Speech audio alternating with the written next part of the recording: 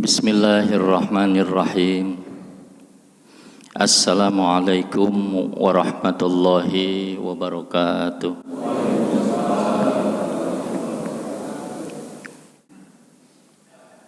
Bismillah, alhamdulillah. Alhamdulillahilladzi an'ama alaina bi ni'matil iman wal islam wat taufiq wal hidayah.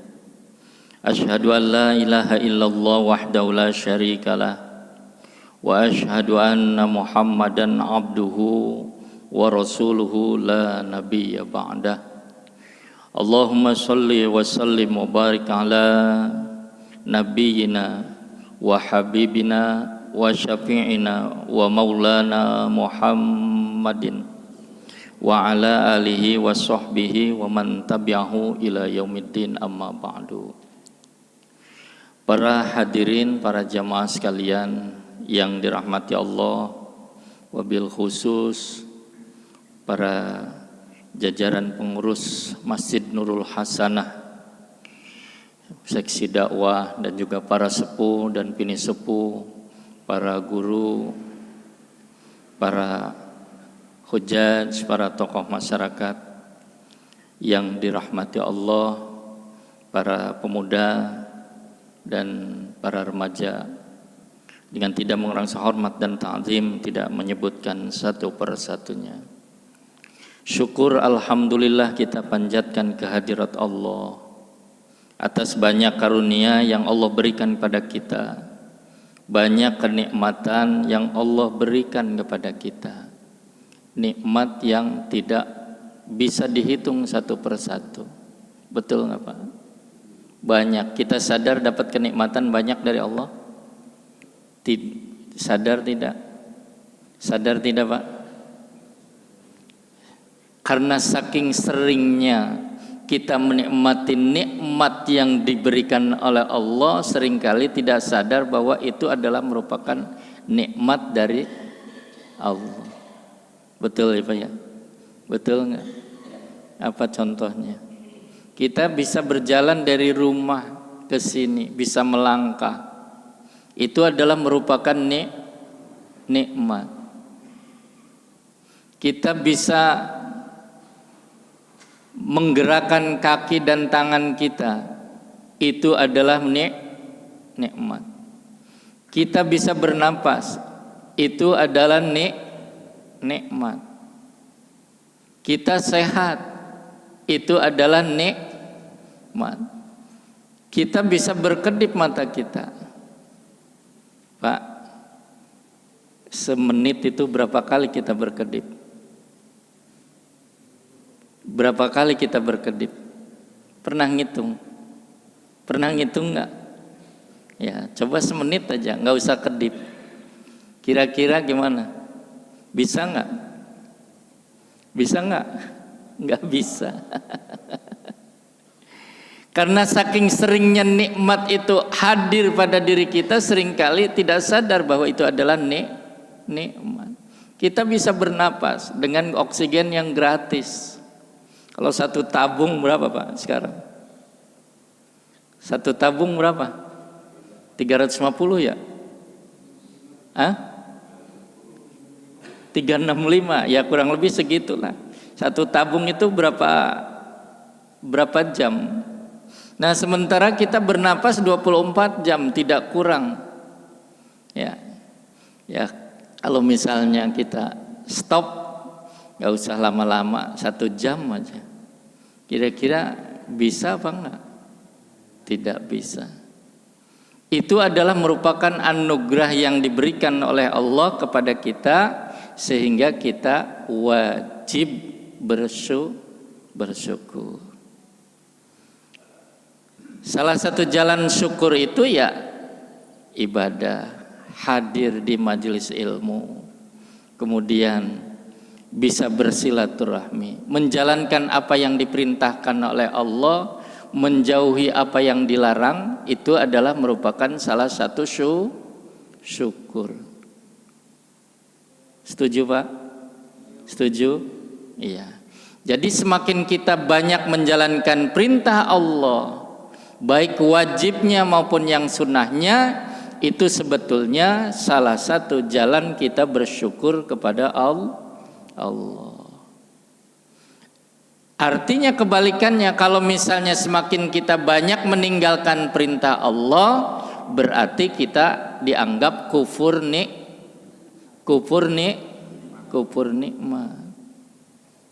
Ya. Kalau kufur nikmat kebalikan dari syukur. Di dalam surat Ibrahim ini juga disebutkan. Lain, ya kita kayaknya hafal semua deh ayatnya ya Bu ya. Ayo Pak. La in syakartum la azidannakum wa la in kafartum inna azabi lasyadid. La in syakartum, jika kamu bersyukur, la azidannakum, maka akan aku tambahkan nikmat itu. Wala in kafartum, dan jika kamu kufur, sungguh jika kamu ingkar, ya. Pakai kata sungguh, la-nya itu la litaukid, ya. La-nya litaukid, untuk meneguhkan bahwa Allah itu betul-betul dalam sumpahnya terhadap orang yang syukur dan orang yang kufur, masing-masing punya balasannya sendiri-sendiri. Wala in kafartum, jika kamu ingkar, kufur nikmat, inna azabi, sesungguhnya siksaku lasyadid, sangat pedih. Maka bersyukur kita, ringan kaki melangkah, ada taufik dan hidayah di dalam dada kita. Banyak orang yang walaupun masih dekat misalnya, karena taufik dan hidayah di dalam dadanya itu tidak hadir, ya, masjid itu terasa jauh. Betul, iya, terasa jauh. Kalau taufik dan hidayah yang diberikan oleh Allah pada kita, padahal sehat, betul, ya, padahal sehat. Tapi sungguh alhamdulillah, saya bersyukur pada Allah bisa silaturahmi di pagi hari ini di Masjid Nurul Hasanah. Geliat kajian subuhnya ternyata banyaknya, luar biasa. Mudah-mudahan kita sama-sama diberi istiqomah. Ibu-ibunya juga sepertinya ada ya Pak ya? Ada ya, alhamdulillah. Iya, luar biasa. Mudah-mudahan Allah senantiasa memberikan ridhonya setiap apa yang menjadi langkah atau niat baik untuk kita dan mendapatkan ilmu yang manfaat. Amin ya rabbal alamin. Salawat dan salam semoga tercurah kehariban baginda Nabi Muhammad sallallahu alaihi wasallam, juga pada keluarga, para sahabat serta umatnya. Para hadirin wal hadirat, para jamaah sekalian yang dirahmati Allah. Marilah kita sebelum memulai kajian ini, bagaimana lazimnya, ya, apa yang dibiasakan oleh guru. Pertama berkirim hadiah, kemudian diawali dengan taqarrub atau tawajuh kepada Allah, mohon ridho dari Allah, mohon ilmu yang manfaat yang bisa menerangi untuk kehidupan kita, bisa memberikan manfaat untuk dunia maupun akhirat kita, dan mudah-mudahan diberikan kemudahan Allah, hunjamkan nur ilmu Allah kepada kita. Amin ya rabbal alamin. Ala hadhihi wa likulli niyatin shalihah bi hadratin Nabi Mustafa Rasulullah sallallahu alaihi wasallam. Khususan ila muallif hadzal kitab Syekh Muhammad Mustafa Muhammad Imarah nafa'ana bi ulumi wa bi wa ila jami masyayikhina wa masyayikhina wa asatidina wa asatidina wa jami muallimina al ahya'i minhum nafa'ana bi ulumihim wa karomatihim wa barakatihim wa anwarihim wa asrarihim. Syaulillahi laumul fatihah. A'udzu billahi minasyaitonir rajim. Bismillahirrahmanirrahim. Alhamdulillahi rabbil alamin. Arrahmanir rahim. Maliki yaumiddin. Iyyaka na'budu wa iyyaka nasta'in. Ihdinas siratal mustaqim. Siratal ladzina an'amta 'alaihim ghairil maghdubi 'alaihim waladdallin. Amin. Kita sama-sama Bismillahirrahmanirrahim. Allahumma inni as'aluka ilman nafi'a wa rizqan wasi'an mubarakan wa halalan thayyiba wa amalan mutaqabbala. Allahumma faqihni fid-din wa 'allimni bit-ta'wil. Allahumma inni as'aluka fahman nabiyyin wa hifdzal mursalin wa ilhamal malaikatil muqarrabin. Allahumma aghnini bil ilmi wa akrimni bit taqwa wa jammilni bil afiyah ya rabbal alamin walhamdulillahi rabbil alamin. Para hadirin wal hadirat, para jamaah sekalian yang dirahmati Allah, saya mencoba kita sama-sama mengkaji hadis Rasulullah Sallallahu Alaihi Wasallam. Kita ngaji tentang hadis ya. Hadis itu apa?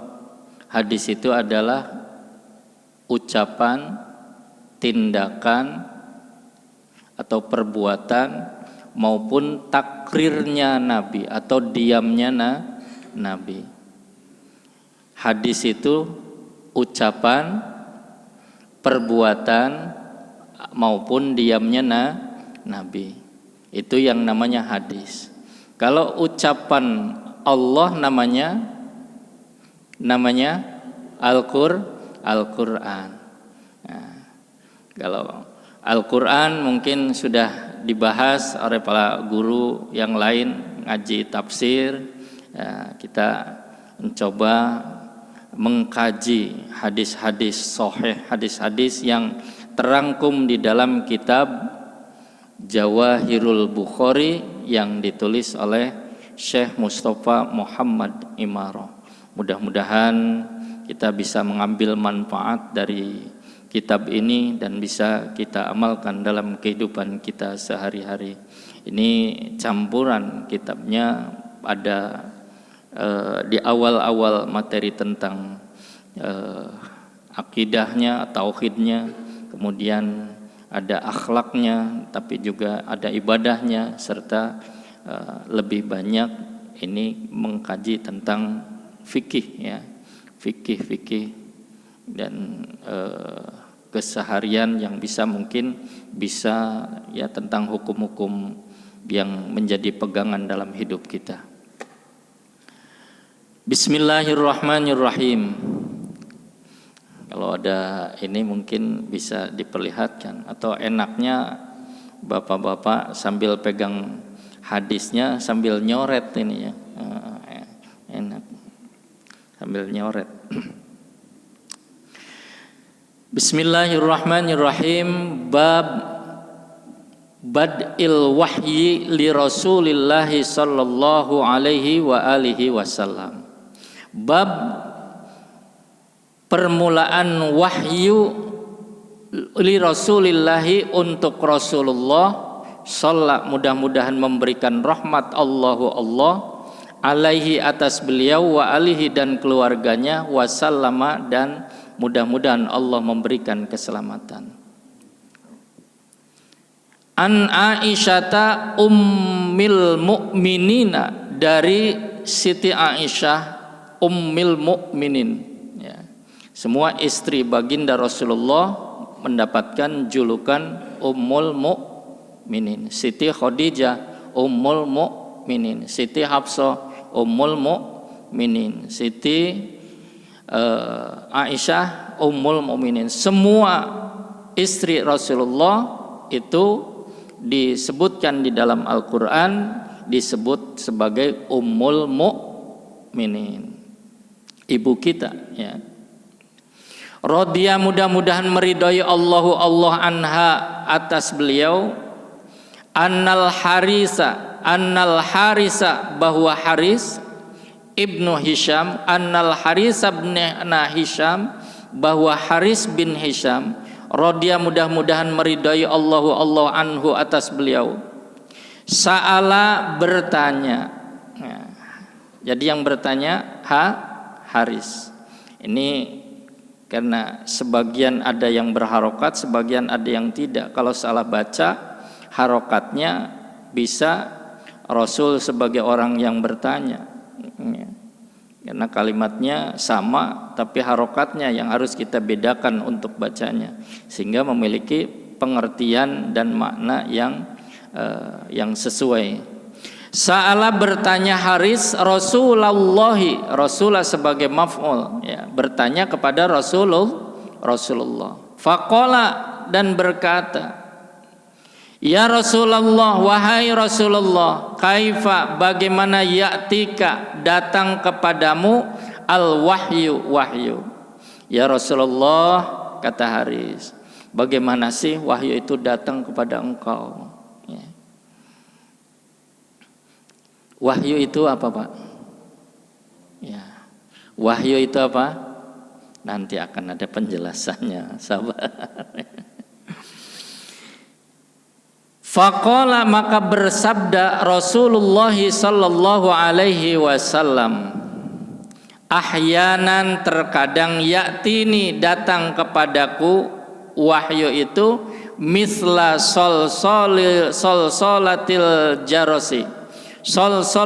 jarosi, seperti gemerincing lonceng.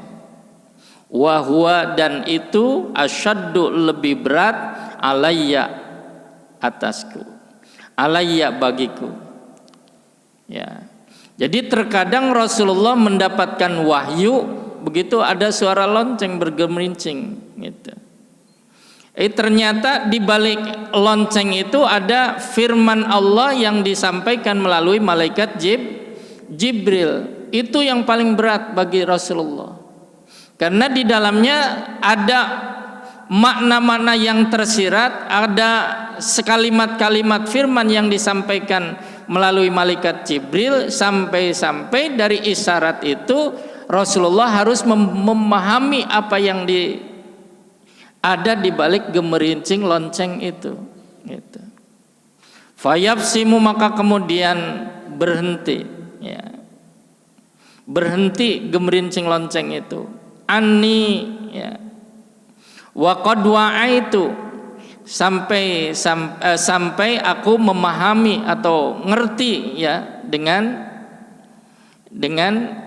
yang dimaksud dari bunyi suara lonceng itu, gemerincing lonceng itu. Anhu, dari wahyu itu, maqala, apa yang disampaikan. Wa ahyanan, dan terkadang, yatamassalu, menyerupai, li, ya, terkadang datang kepadaku, li, al malaku, malaikat, menyerupai rojulan, seorang laki-laki. Terkadang, ya, wahyu itu datang, malaikat itu datang, wahyu datang melalui malaikat, menyerupai seorang laki-laki. Fayukallimuni, maka kemudian rajul itu berkata-kata kepadaku, berbicara kepadaku, fa'i ma yakul, maka kemudian aku bisa memahami apa yang dikatakan, ya. Contohnya apa? Ketika Rasulullah Shallallahu Alaihi Wasallam sedang hadir di satu majelis, tiba-tiba datang seorang laki-laki dengan paras yang kulitnya putih, rambutnya hitam, ya, parasnya, mukanya itu yang belum pernah terlihat sebelumnya, asing lah, ya, masih asing. datang. Kemudian tumpang kaki di pahanya Rasulullah Sallallahu Alaihi Wasallam. Kemudian laki-laki itu datang bilang kepada Rasulullah, ya Muhammad, akhbirni anil iman. Ya. Wahai Muhammad, beritahu aku tentang iman. Kemudian dijelaskan oleh Rasulullah. Ya, Rasulullah kok langsung tahu, karena sebelumnya sudah diberikan ilmunya, diberikan wahyunya. Hanya ngetes kepada Nabi. Al-imanu antuk minabillahi wa malaikatihi wa kutubihi wa rusuli, dan seterusnya. Kemudian setelah dijawab, laki-laki itu bertanya, sodakta ya Muhammad, benar engkau. Terus ditanya lagi Nabi, ya Muhammad, akhbirni anil Islam. Beritahu aku tentang Islam. Dijelaskan oleh Nabi, antashhada alla ilaha illallah wa anna muhammadar rasulullah wa iqamus shalah wa ita'uz zakat, dan seterusnya sampai selesai. Kemudian ditanya lagi, disampaikan oleh laki-laki tadi, sodakta, benar engkau ya Rasulullah. Akhbirni anil ihsan, beritahu aku tentang ihsan. Jawab lagi oleh Nabi. Nah, itu wahyu yang datang disampaikan oleh malaikat menyerupai seorang laki-laki. Tapi terkadang juga wahyu mewujudkan malaikat Jibril itu wujud aslinya. Kapan itu terjadi? Seperti halnya ketika Nabi mendapatkan wahyu di gua Hiro. Itu malaikat menampakkan wujud aslinya. Bayangkan malaikat ya, yang wujudnya diciptakan oleh Allah dari cahaya, kemudian ketemu dengan Nabi yang sedang duduk menyendiri ya di gua Hiro. Kalau kita langsung kabur ya Pak ya, langsung kabur nggak kira-kira? Kayaknya langsung kabur. Dari gua Hiro itu dari dari bawah sampai ke puncak. Saya hitung ada sekitar 1020-an anak tangga Pak. Saking tingginya. Dari situ memang kelihatan semua pemandangan baik yang ada di wilayah-wilayah Mekah itu, apalagi kalau naiknya itu di malam hari, terasa begitu indah, terasa begitu nikmat. Tapi ternyata Masya Allah, kondisi gua Hiro itu yang sangat sempit, di situ memang ada ketenangan Pak. Makanya wajar kalau kemudian Nabi mencari satu tempat untuk bertahanus, untuk berkhalwat, menyendiri, bertaqarrub kepada Allah, mendapatkan ketenangan sambil melihat situasi Mekah pada saat itu yang mengalami kebobrokan mental yang disebut dengan jahiliyah. Para hadirin, para jamaah sekalian yang dirahmati Allah, itulah ya cara-cara wahyu disampaikan oleh Rasulullah Sallallahu Alaihi Wasallam. Kemudian apa yang dikatakan oleh Siti Aisyah? Qalat Aisyah, berkata Siti Aisyah radhiyallahu anha, walaqad ra'aituhu, dan sungguh aku melihatnya, yanzilu, ya, melihat wahyu itu, yanzilu turun alaihi kepada Nabi, ya, yanzilu turun alaihi kepada Nabi, al wahyu fil yaumis syadidil barad, di suatu hari yang sangat dingin. Fayabsimu, maka kemudian terhenti anhu wahyu itu, wa in habinahu liyatafassadu arqan, sampai-sampai Nabi begitu selesai wahyu itu turun, dahinya penuh dengan cucuran keringat. Saking apanya? Saking beratnya mendapatkan wahyu. Ya. saking beratnya menerima wahyu, ya, karena wahyu itu adalah merupakan amanat yang wajib disampaikan. Para hadirin, para jamaah sekalian yang dirahmati Allah, tadi dikatakan ya'ti kal wahyu ala ay halin yanzilu hamilal wahyu, ya, bagaimana keadaannya wahyu itu turun. Wal wahyu asluhu al-i'lam. Wahyu definisinya artinya adalah i'lam atau pemberitahuan, fi khofain dalam keadaan samar, ya. Wakila lan dikatakan al-i'lamu bisur'atin, pemberitahuan dengan cepat, ya. Wa kullu ma dallalat, dan apa yang ditunjukkan bihi min kalamin, ya, berupa kalam, au kitabatin berupa tulisan, au risalatin atau risalah, au isyaratin atau isyarah, fahuwa wahyu. Jadi wahyu itu pemberitahuan dengan cepat, sur'ah, ya, berupa kalam, au kitabatin atau tulisan, au risalatin atau risalah, au isyaratin atau isyarat. Jadi wahyu yang sampai kepada Nabi itu satu tadi berupa apa? Kalam. Itu Nabi mendapatkan kalam, apakah melalui malaikat Jibril atau langsung dari Allah, gitu, ya. Au kitabatin berupa tulisan, au risalah, au isyarah atau isyarat, ya. Wa minal wahyi, dan penjabaran wahyu ar-ru'ya wal ilham, ada yang berupa mimpi, wal ilham, dan berupa ilham. Wa fi istilahin, dan dalam istilah al-mutasyarri'ati, istilah syara, kalamullahi berupa kalam Allah Ta'ala, al-munazzalu yang turun ala nabiyyin kepada nabi, min anbiya'ihi dari para nabi, ya, yang turun kepada seorang nabi dari para nabi-nabi Allah.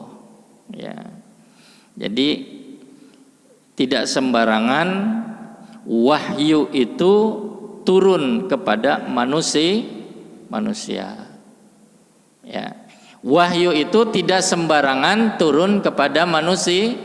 Ada tiba-tiba orang mendapatkan mendapatkan pencerahan gitu, tiba-tiba biar gitu. Nah, kalau orangnya orang biasa bukan wahyu, ya. Kalau orangnya orang biasa bukan wahyu namanya, ya. Kayak yang dulu pernah di Gunung Bunder tuh, Pak, masih ingat ya? Di Gunung Bunder, masih ingat nggak? Ya. Habis menyendiri, habis berkholwat, tiba-tiba katanya mendapatkan wahyu. Lah, kan kita tahu track recordnya, ya Pak. Tiba-tiba ngaku dapat wahyu, bener nggak? Bener nggak? Tidak benar. Kalau wahyu itu hanya orang-orang yang tertentu, orang-orang pilihan Allah yang dari awalnya itu sudah terlihat kejujurannya, keakhlaknya juga bagus. Seperti halnya Nabi, dari kecil sudah tampak kehebatannya, keistimewaannya. Kalau kita jangan coba-coba Bapak ngaku-ngaku dapat wahyu. Wah, saya dapat wahyu. Nah, pasti hanya orang-orang yang tidak paham yang kemudian orang biasa ngaku mendapatkan wahyu kemudian dibenarkan. Makanya perlunya kita ngaji supaya tidak salah. Ketika orang ada ngaku-ngaku dapat wahyu, wah hebat, ikuti. Banyak fenomena aliran menyimpang itu seperti itu, ya. Banyak fenomena aliran menyimpang itu kemudian diikuti. Kenapa? Karena awamnya masyarakat untuk menerima, apa yang disampaikan untuk kemudian tidak diberikan, tidak dicerna oleh akal, dibenarkan saja. Kalau orang biasa namanya ilham, ya. Kalau orang biasa namanya ilham. Keistimewaan pun beda-beda, Pak. Keistimewaan pun beda-beda. Kalau keistimewaan yang Allah berikan kepada para nabi namanya apa? Mu'jizat, ya. Jangan salah nih. Istilah ini juga harus kita tahu. Supaya apa? Supaya tidak salah menerapkan terhadap setiap orang dengan istilah itu. Waduh, saya dapat mukjizat. Lah, mukjizat apa? Allah kasih mukjizat kesehatan kepada saya. Ya, siapa emangnya nabi? Pernah dengar begitu ya? Kadang saya juga pernah mendengar. Langsung saya tegur. Ya, emang Bapak siapa? Nabi dapat mukjizat. Ya, istilah itu seringkali kita dengar orang menggunakan pada kondisi yang salah. Ya, kalau mukjizat, keistimewaan yang diberikan oleh Allah hanya kepada nabi dan rasul. Ada lagi yang namanya karomah. Apa itu karomah? Allah berikan keistimewaan hanya kepada para aulia kekasih Allah. Ada yang namanya irhas. Irhas itu apa? Irhas itu ya kepada kita dapat keistimewaan. Ada yang bisa apa namanya? Mungkin Allah berikan izinnya kebal dibacok misalnya. Itu irhas, ya. Tapi kalau keistimewaan kepada orang yang diberikan kepada orang yang kafir namanya sihir, ya. Namanya apa? Sihir. Ada sihir, ada irhas, ada apa tadi? Karomah, ada mukjizat. Ya, jangan salah lagi kita menempatkan, menggunakan kata-kata tadi, ya. Aduh, saya kemarin alhamdulillah bisa sembuh, dapat mukjizat dari Allah, ya. Padahal sesungguhnya itu bukan mukjizat, karena kita bukan siapa-siapa, bukan nabi dan juga bukan rasul.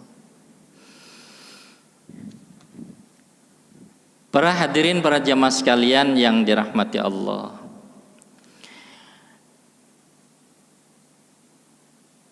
Asyaddu alayya, tadi disebutkan aisima'u sautin misla dakil jaras as'abu halatin ala nafsi, ya.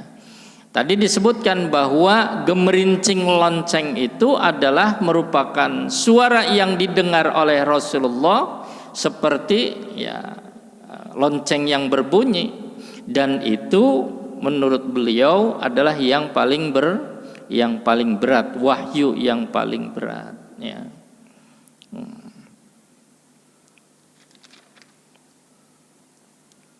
Sampai jam berapa kita, Pak?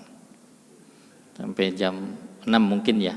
Ada tanya jawab mungkin atau tidak? Langsung saja iya. Kalau ilham di mana posisi? Iya. Ilham itu posisinya seperti halnya apa namanya? Ya, isyarat yang muncul yang diberikan oleh Allah kepada manusia biasa, ya. Ilham itu kepada manusia biasa. Hanya kadar keimanan yang mungkin yang membedakan. Kalau misalnya orang itu beriman, ya itu yang disebut ilham. Tapi kalau misalnya orangnya bukan yang beriman, ya bukan ilham namanya, kayak gitu. Ya? Kalau wangsit, ya seperti halnya ilham juga, beda istilah aja itu. Beda istilah, beda istilah bahasa apa namanya, bahasa Jawa ya, wangsit ya. Saya juga mau tanya. Assalamualaikum warahmatullahi wabarakatuh. Waalaikumsalam. Itu di istilah minta contoh irhas yang diturunkan kepada calon-calon nabi, minta contohnya seperti apa? Keistimewaan kepada para calon nabi ya, irhas ya. Ya seperti halnya Nabi ketika belum jadi Nabi ya, ketika mendapatkan naungan awan yang selalu mengikuti. Padahal waktu itu Rasulullah belum jadi Nabi ya. Ketika diajak berniaga ke Damaskus oleh pamannya, ketemu dengan pendeta Bahiro yang mengingatkan, apakah tadi anak ini masih muda ya, anak ini selalu dinaungi oleh awan. Abu Thalib nggak sadar ya, nggak menyadari, tapi tahu gitu, nggak sadar menyadari bahwa Rasulullah ternyata dinaungi oleh awan. Nah itu adalah termasuk irhas ya, irhas. Keistimewaan yang Allah sudah berikan, termasuk misalnya Nabi waktu kecil dibelah dadanya, dibersihkan dari kotoran-kotoran ruhani ya, dari sifat-sifat yang buruk, untuk kemudian dipersiapkan. Itu termasuk keistimewaan yang diberikan oleh Allah kepada calon Nabi gitu. Ada lagi Bapak?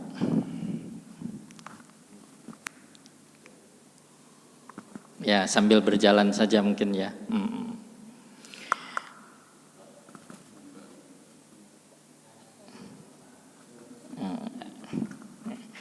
Kalau ada pertanyaan berarti tandanya menyimak ya, tandanya menyimak. Tapi kalau tidak ada pertanyaan, ada kemungkinan sangat paham. Iya. Tapi perlu kita ketahui bapak-bapak sekalian, para ibu, para jamaah sekalian yang dirahmati Allah, bahwa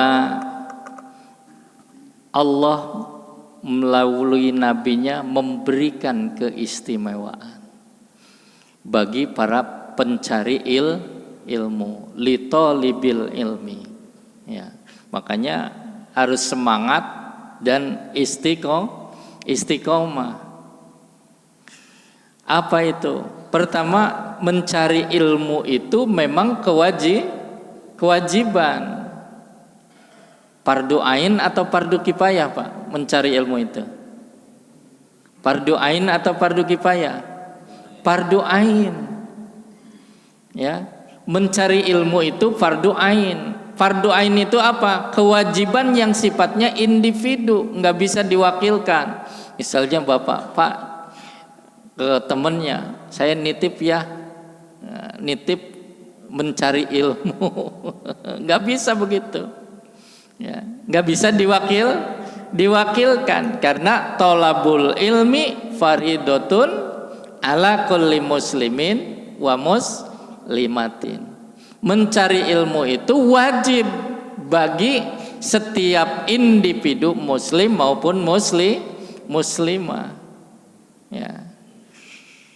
Kemudian keistimewaan selanjutnya adalah juga sebagaimana yang disebutkan oleh Allah di dalam surat Al-Mujadalah kalau tidak salah ya, yarfa'illahu alladzina amanu minkum walladzina utul ilma darajat. Yarfa'i, mengangkat Allah, yarfa'illahu alladzina amanu, orang-orang yang beriman, minkum, di antara kamu.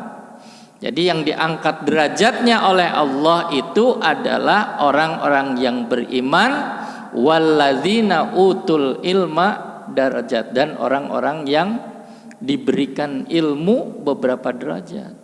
Kalau kita punya ilmu Pasti beda ya Pak ya, dengan orang yang tidak berilmu, pasti beda.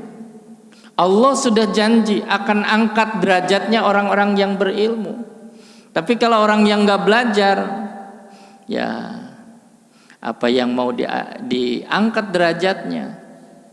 Ya minimal kalaupun tidak berilmu, ya beriman, supaya Allah juga ngangkat derajatnya. Karena orang yang beriman pasti akan berbeda dengan orang yang tidak beriman. Beriman kepada syariat Allah itu berarti bahwa nurut kepada syariat Allah. Beriman kepada syariat Allah berarti nurut kepada perintah Allah dan menjauhi segala larangannya. Ketika kita nurut terhadap melaksanakan perintah Allah dan menjauhi larangannya, Allah akan angkat derajatnya. Seperti halnya orang-orang yang berilmu beberapa derajat.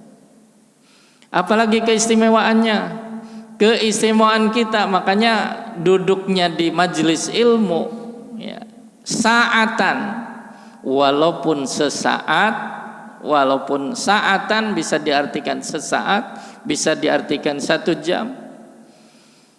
Khairun min ibadati sanatin, lebih baik ataupun mendapatkan balasan seperti ibadah 1 tahun. Enak nggak Pak? Enak nggak? Enak banget. Padahal mah duduk walaupun sambil ngantuk-ngantuk misalnya Pak ya, walaupun sambil ngantuk-ngantuk, tapi duduk di majelis ilmu itu lebih baik daripada ibadah 1 tahun. Ibadah 1 tahun dalam 24 jam ibadah dikalikan 1 tahun 365 hari terus, padahal kita cuman duduk. Makanya ya maaf, agak berat memang yang namanya nuntut ilmu itu. Belajar itu sangat berat tantangannya. Betul nggak Pak?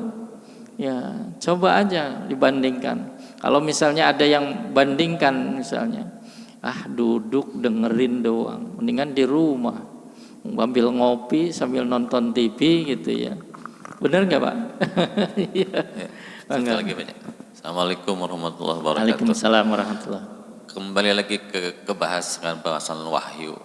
Tadi kan ada wahyu Allah yang diturunkan kepada nabi atau para nabi.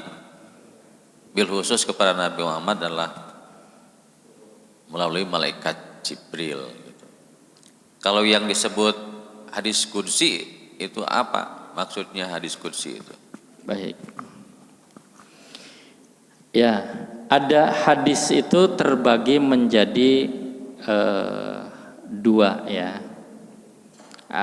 Nanti pengelompokannya nanti ada hadis ahad, ada hadis mutawatir.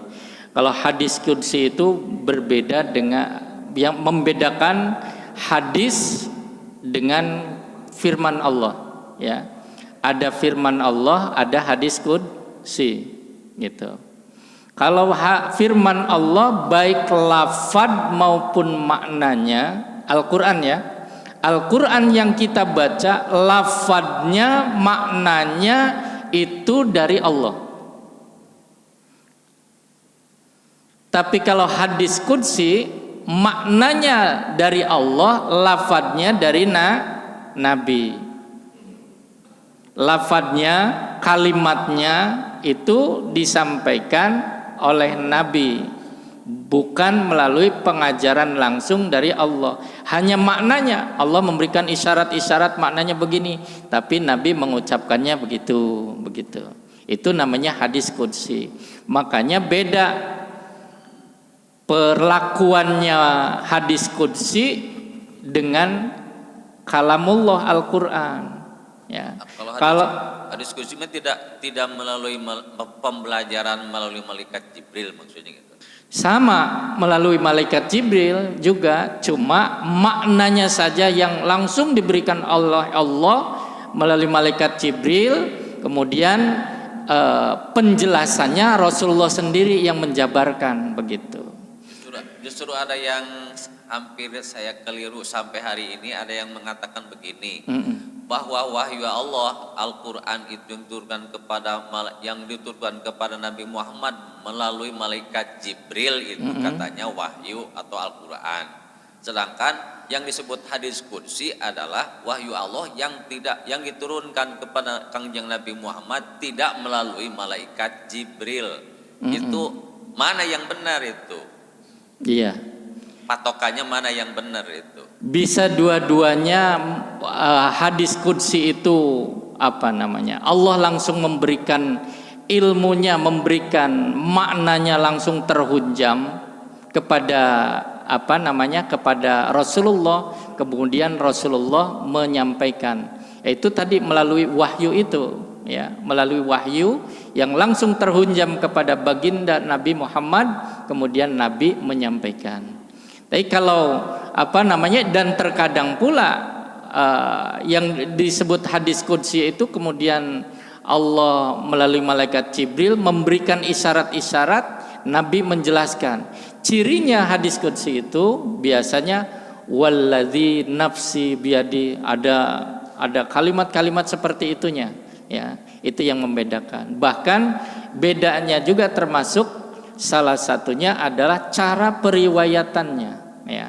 Cara periwayatan, kalau Al-Quran diriwayatkan tidak bisa oleh satu atau dua orang, tapi harus oleh banyak orang. Itu pengajarannya, ya, melalui malaikat Jibril. Allah menyampaikan kepada malaikat Jibril, langsung diajarkan kepada Nabi. Makanya belajar Al-Quran itu Nabi langsung talaki, ya, langsung talaki berhadap-hadapan. Jadi kita nggak bisa belajar Al-Quran melalui YouTube, nggak bisa belajar Al-Quran melalui MP3 gitu, nggak bisa baca Al-Quran melalui radio, tapi harus berhadap-hadapan dengan guru. Karena apa? Karena ketika berhadapan dengan guru, benar atau tidaknya kita langsung diperbaiki. Ketika benar, ya lanjut, berarti ketika salah akan diperbaiki secara langsung. Bagaimana makhorijul hurufnya, bagaimana tajwidnya, bagaimana cara bacanya supaya tidak salah, begitu. Nah, itu sangat setuju Pak pembahasan itu. Dikarenakan pada umumnya lah nggak usah ngaji sekarang mah di YouTube juga banyak. Seperti itu Pak. Jadi itu keluhan para kiai, para ustadz karena sehingga para jamaah itu hampir-hampir susah yang untuk hadir ke pengajian dikarenakan udah banyak di YouTube. Itu masalahnya Pak. Iya. Memang itu tantangan Ustaz, ya, tantangan bahwa memang apa namanya, di samping keberkahan itu beda Pak. Kalau kita namanya tabarukan kepada guru itu sangat kita yakini, ya, sangat kita yakini ada barokah dari guru manakala kita belajar langsung. Tapi kalau untuk, ya, belajar awal-awal sebelum ketemu langsung dengan guru nggak masalah. Tapi bukan untuk belajar Al-Qur'annya, karena belajar Al-Qur'an itu ya harus ada namanya talaki, ya, gitu. Begitu. Iya Pak, sampai ada yang bertanya kepada sering, bagaimana Pak Ustadz kalau saya belajar dari YouTube, mau saya jawab gak apa-apa, harus gimana itu? Atau harus jawab saya gak boleh? Masa harus menjawab gak boleh? Jadi bagaimana jawabannya itu? Ya, perlu disemangatin lagi bahwa memang ya ada apa namanya, harus, ya, belajar melalui guru itu. Benar tidaknya bacaan kita itu langsung dinilai oleh guru kita, ya. Langsung apa YouTube kalau bacaan kita, misalnya bacaan apa namanya, ya, alhamdulillahi rabbil alamin, YouTube membetulkan atau menyalahkan kita? Membiarkan. Oh, berarti saya benar dong begitu kan. Iya. Kan ada yang bacaan begitu. Alhamdulillah misalnya Ar-Rahmanir Rahim. Ha jadi kha. Belajar dari YouTube. Nah, ketika kita YouTube-nya benar misalnya karena dibaca oleh orang yang betul bacaannya. Tapi ketika bacaan kita ini salah, kan tidak ada yang membetulkan. Gitu. Jadi yang membetulkan belajar dari YouTube ataupun dari media sosial itu ya kita sendiri. Akhirnya kita belajar kepada diri sendiri, bukan belajar kepada orang. Nah, makanya salah satu salah satu etika dalam belajar. Kenapa para ulama dulu itu mencari guru sampai kemana-mana, mencari guru sampai kemana-mana supaya apa? Langsung mendapatkan barokah dari guru, memperbaiki bacaan dari kita. Termasuk Al-Imam Al-Ghazali sampai Al-Imam Bukhari sampai belajar hadis ratusan ribu dari berapa guru gitu. Walaupun memang dulu mah nggak ada ini ya Pak ya, nggak ada YouTube, nggak ada media sosial, langsung bertemu dengan guru. Tapi itulah etika, termasuk dalam masalah belajar Al-Quran. Supaya apa? Supaya kemurnian dari bacaan Al-Quran itu tetap terjaga, tetap terjaga. Makanya kalau kita belajar Al-Quran ada sanadnya Pak, ada sanadnya. Nah itu yang sangat penting, menjaga keaslian Al-Quran itu dengan cara belajar bersanad. Saya belajar Al-Quran dari 2 orang guru, 3 orang guru, langsung nyambung ini ke sini sanadnya, ujung-ujungnya sampai ke Rasulullah. Ada disebutkan sanadnya ketika syahadah khataman Al-Quran itu, bahwa apa yang saya ajarkan kata guru, saya bersanad ke guru, guru belajar ke guru lagi, belajar ke guru lagi, terus sampai kepada Rasulullah Shallallahu Alaihi Wasallam. Dan itu yang terkadang orang-orang sekarang sudah tidak memperhatikan itu, yang pada akhirnya kehilangan barokah. Ya, bacaannya ya yang dibaca mungkin yang dihafal, tapi tidak membekas di dalam hati sanubari, karena keberkahannya itu yang nggak ada. Bacaannya pun mungkin ya karena tidak memperhatikan sanad, ya pada akhirnya ya merasa benar.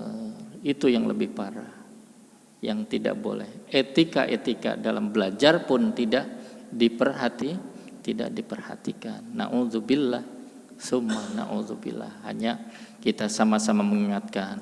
Tuh, kalau di sini ada kan kajian itu ya, tahsinnya, baca Al-Quran, alhamdulillah itu terus kita jaga, kita lanjutkan. Ada kajian-kajian. Dengan baca begini seperti halnya kita belajar langsung dari para guru melalui wasilah. Wasilahnya mana? Saya membacakan, Bapak mendengarkan. Tapi kalau ceramah saja ya boleh sih sekali-kali ceramah. Tapi harus ada juga dasarnya. Supaya Bapak juga dapat, insya Allah dengan ngaji kitab langsung dari sumbernya, kita mendapatkan keberkahan langsung dari para guru. Amin ya rabbal alamin. Saya rasa cukup Ustaz ya. Mudah-mudahan Allah berikan dalam hati sanubari kita ilmu yang bermanfaat, manfaat untuk kehidupan kita, untuk diri dan juga untuk keluarga, serta untuk kehidupan di masa yang akan datang. Amin ya rabbal alamin. Bi barakati suratul Fatihah. Al-Fatihah. A'udzubillahi minasyaitonirrajim. Bismillahirrahmanirrahim. Alhamdulillahirabbil alamin arrahmanirrahim maliki yaumiddin. Iyyaka na'budu wa iyyaka nasta'in. Mangga doa. Mangga Ustaz doa. Doa. Ya, mangga. Langsung pakai Kiai langsung. Mangga tabarukan. أعوذ بالله من الشيطان الرجيم بسم الله الرحمن الرحيم استغفر العظيم يا معبود اللهم صل وسلم وبارك على سيدنا وحبيبنا وشفيعنا وكريمنا ومولانا محمد صلى الله عليه وسلم وعلى وصحبه وأزواجه وذريته وآل بيته آمين يا الله يا رب العالمين بسم الله الرحمن الرحيم الحمد لله رب العالمين حمدا شاكرين حمدا نعيمين حمدا يوافي نعمه ويكافئ مزيدا يا ربنا لك الحمد ولك الشكر كما ينبغي لجلال وجهك الكريم وعظيم سلطانك اللهم صل وسلم وبارك على سيدنا محمد النور الذات والسر الساري في سائر الاسماء والصفات والذات وعلى اله وصحبه وبارك وسلم ربنا تقبل منا إنك أنت السميع العليم وتب علينا إنك أنت التواب اللهم إنا نسألك سلامة في الدين وعافية في الجسد وزيادة في العلم وبركة في الرزق وتوبة قبل الموت ورحمة عند الموت ومغفرة بعد الموت اللهم هون علينا في سكرات الموت والنجاة من النار والعفو عند الحساب اللهم انفعنا بما علمتنا وعلمنا ما ينفعنا وفقهنا وفقه أهلنا وقرب أجوانا في ديننا اللهم فقهنا في الدين وعلمنا التأويل اللهم فقهنا في الدين وعلمنا التأويل اللهم فقهنا في الدين وعلمنا التأويل ربنا اصرف عنا عذاب جهنم إن عذابها كان غراما إنها ساءت مستقرا مقاما اللهم اغفر لنا ولوالدينا وارحمهم كما ربونا صغارا اللهم اغفر لنا ولوالدينا وارحمهم كما ربونا صغارا اللهم اغفر لنا ولوالدينا وارحمهم كما ربونا صغارا ربنا هب لنا من أزواجنا وذرياتنا قرة أعين واجعلنا للمتقين إماما ربنا آتنا في الدنيا حسنة وفي الآخرة حسنة وقنا عذاب النار سبحانك اللهم وبحمدك أشهد أن لا إله إلا أنت أستغفرك وأتوب إليك سبحان ربك رب العزة عما يصفون وسلام على المرسلين والحمد لله رب العالمين الفاتحة أعوذ بالله من الشيطان الرجيم بسم الله الرحمن الرحيم الحمد لله Iyyaka na'budu wa iyyaka nasta'in ihdinas siratal mustaqim. Kurang lebihnya mohon maaf. Akhirul kalam. Wassalamualaikum warahmatullahi wabarakatuh.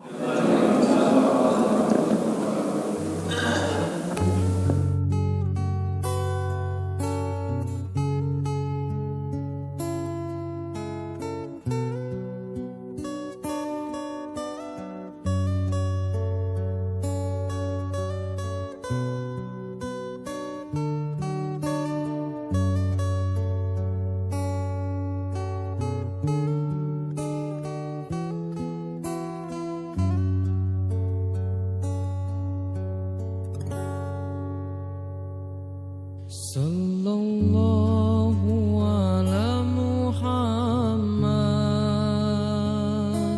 Sallallahu alaihi wasallam Sallallahu ala Muhammad Sallallahu alaihi wasallam